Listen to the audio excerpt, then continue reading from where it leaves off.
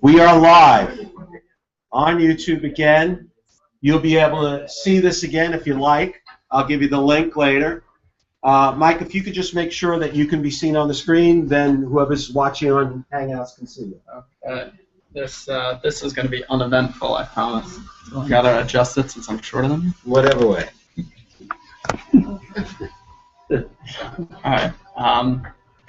You know, this all stemmed from getting together with John a few weeks ago and talking about something I had done in Denver. You guys know that I managed a national borrower outreach program with a team of 10 in Denver, Colorado. And we went from 0 to 60 in a few months. And the program really revolved around doing borrower outreach and convincing borrowers in 5 states throughout the country to participate in our program to do a short sale. And you've got to imagine a lot of people were reluctant and a lot of people came into calls combative. And a few weeks into our first starting to dial, I pulled the crew off of making phone calls and I did this training that we're going to do starting next Thursday and then every few weeks or every 6 weeks or so thereafter until we're fully acclimated, and then we'll refresh as often as possible. But the studies all revolve around the psychology of sales. And I know some of you guys don't know me, and some of you guys know me pretty well. I'm a nerd. And I've obsessed over the course of the past few years with what makes people tick and what influences different people and how to get to the goal line as quickly as possible.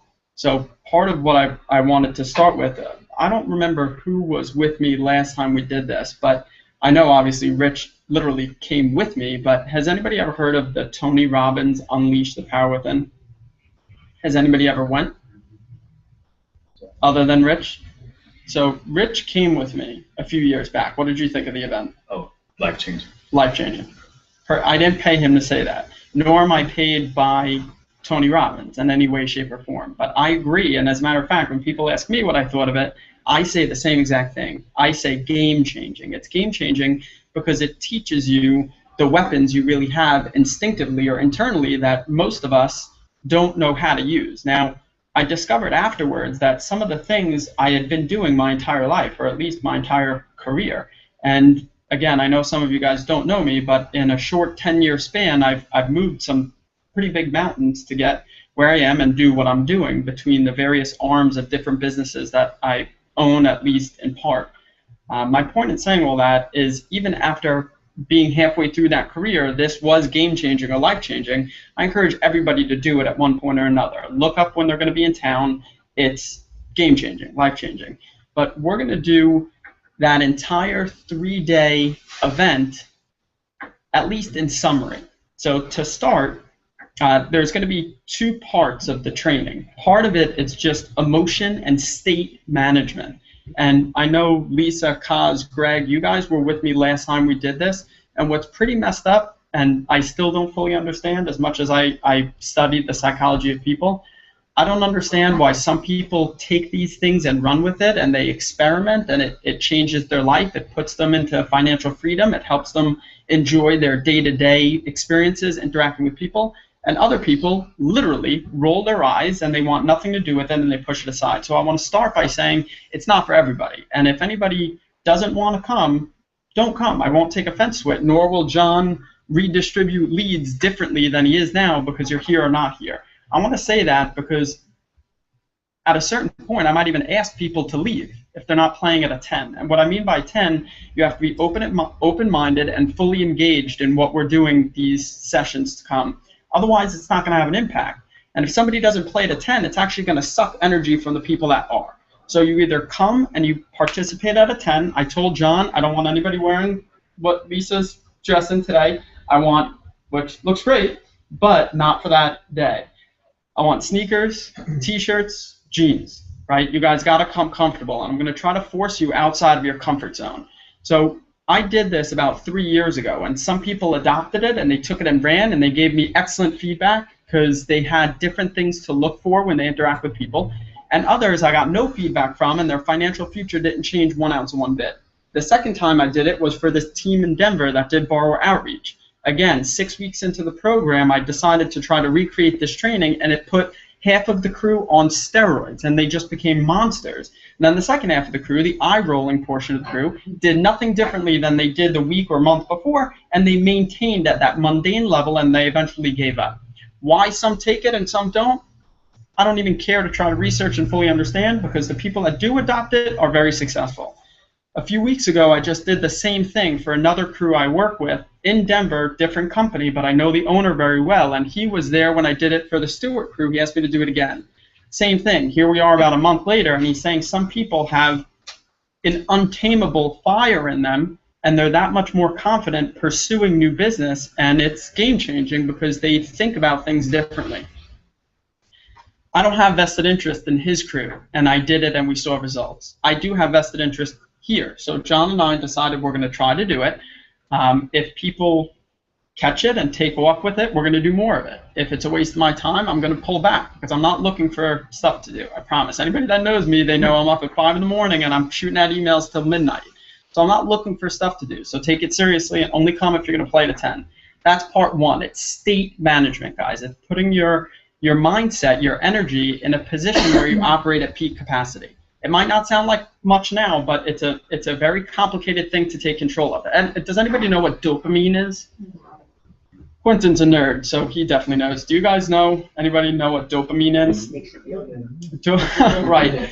Dopamine is actually a chemical that the body produces, that certain substances that I don't want to say while I'm being recorded. Certain substances will recreate that. I swear to you, I do not use said substances, but I've mastered creating it within me, especially when I know I'm going to be sitting in a match where one person wins and one person loses. Dopamine is an award-driven chemical in the body that's created, and it creates adrenaline and puts you into a power band that you can't achieve unless you have this chemical being created. So part of what Tony Robbins does at the Unleash the Power Within, and I read Harvard studies that back why something like that works. He conditions people to create that dopamine at recall. Now, he uses music to create that dopamine, at least at first, because you create associations between a feeling that you get that creates the dopamine, and he has you anchor that feeling into being successful in one way, shape, or form. So I'm reading these studies, these Ivy League level studies throughout the country, and they show that people who have control of these chemical levels within their body tend to have more drive and more persistence than the next guy. They don't drain as easily. They're not slowed in face of resistance or combat or objection nearly as easily because they have this fuel in them that the next person doesn't have. So John reminded me of something when he said a moment ago, persistence is it. And the very last thing I ended with when I did this last training is an expression that I'm going to say just to drive home John's point that persistence is everything. It says, nothing in the world could take the place of persistence. Talent will not. Nothing is more common than unsuccessful men with talent. Genius will not. Unrewarded genius is almost a proverb. Education will not. The world is full of educated derelicts. Persistence and determination are omnipotent. Calvin Coolidge said that. The reason why I extracted that from one of these books that I read is people often ask me, especially, I mean, now it's an acceptable age, I guess, but when I was 22 and 23 and I owned crews and I was getting these awards, and Quentin, you know this time where I was meeting people throughout the country and they're like, how the hell did you break into this industry? How did you catch up with people that were doing 3 and 4 times the volume of closings and they had insane master listing agreements with big corporate sellers? How'd you do it? What'd you do? And I said, I got to tell you what, I'm not the smartest. I can't run the fastest. I certainly don't jump the highest, right? But what I do is I outdrive anybody I'm put up against. And I can say that with all the confidence in the world. And then when the game changed a little bit, people came back to me, those same people, and said, how in the world are you changing gears so quickly? You're nimble. You're a chameleon. What are you doing? How aren't you crying the blues? How are you still making money in these other arms of the business? And I said the same thing. I outdrive anybody else. I keep my finger on the pulse, and I outdrive anybody I've ever gone toe-to-toe with. So I agree with John wholeheartedly. It's not necessarily what we talk about here. It's after you get all the ammunition, what do you do with it? Game freaking changing. And you know what? I get half the room, and every one of the 3 times so far, they roll their eyes. Those kinds of people I no longer put my hours into. Why? Because if you're not going to match me for effort, get by. Get by and tolerate these low levels of income, and you know what? We're going to make it up in volume.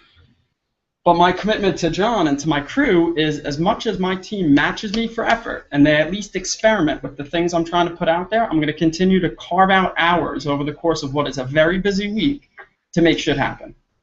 Cool? Okay. That's the state management part. The psychology of sales part, we go over details of what to look for, and these are proven concepts. I've spent countless, you're talking about 100+ hours aggregating information for this study. Molecular details you look for in interacting with people, face-to-face, on the phone. It's what they touch, it's what they say, it's where their hands are, it's eye contact. There's times to use questions, there's times to use answers. You know what? I went with a few of my agents to showings, and I just watched and I listened to how they interact. So many people still point out the obvious, and so many people still talk about the cherry cabinets and the hardwood floors and this and that. It's bullshit. That doesn't work.